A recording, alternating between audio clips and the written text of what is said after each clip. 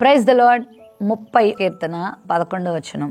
నా ప్రాణము మౌనముగా ఉండక నిన్ను కీర్తించినట్లు నా అంగలార్పును నాట్యముగా మార్చి ఉన్నావు. ప్రతి జీవితంలో దుఃఖం అనేది సర్వసాధారణ విషయమే. దుఃఖము తెలియని వారు ఎవరూ ఉండరు.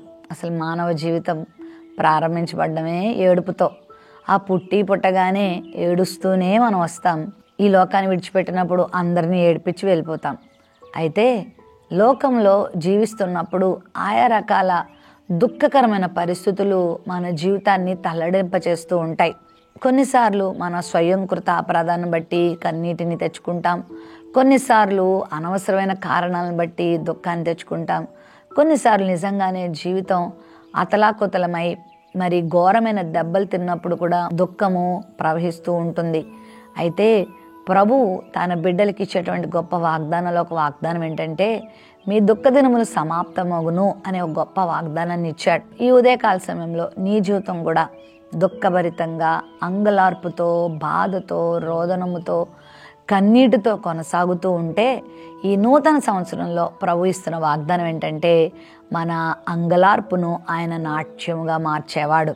ఎందుకంటే మనం ఆయనను స్తుతించడానికి, మనం ఆయన కీర్తించడానికి ఆయన ఖచ్చితంగా కొన్ని కారణాలు మనకిస్తాడు. ఆయనను మనం మహిమపరచడానికి, ఆయన గొప్పతనాన్ని గుర్తించడానికి దేవుడు ఎప్పుడు కూడా మనకు కార్యాలు చేయడానికి సిద్ధంగానే ఉంటాడు.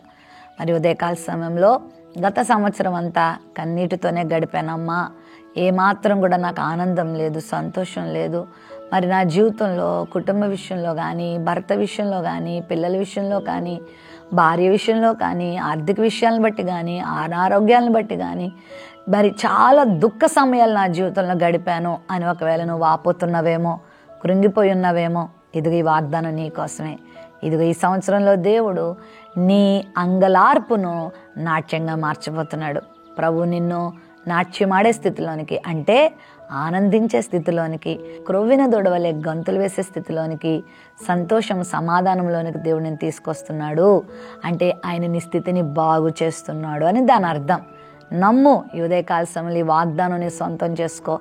నీ దుఃఖాన్ని ఆయన తుడిచే దేవుడు, నీ కన్నీటిని తుడిచే దేవుడు, నేను అర్థం చేసుకునే దేవుడు, నీకు నవ్వునిచ్చే దేవుడు, సంతోషాన్ని ఇచ్చే దేవుడు, నీకు మేలు చేసే దేవుడు. ఏ కష్టం, ఏ బాధ, ఏ శ్రమ నిన్ను పీడించుకొని తింటుందో దాని నుండి దేవుడు విముక్తిని, విడుదలని ఇచ్చి గొప్ప ఆశీర్వాదాన్ని సంవత్సరంలో నీకు ఇవ్వనై ఉన్నాడు. ప్రేమ నమ్మకం కలిగిన మా తండ్రి, మీకు వందనాలు. దేవా, మా దుఃఖమును, మా అంగలార్పును నాట్యముగా మార్చే దేవుడు ఈ బిడ్డల జీవితంలో కూడా అట్టి దీవెన కలుగ చేయమని కోరుతూ యేసు నామములో ప్రార్థిస్తున్నాం తండ్రి. ఆమెన్.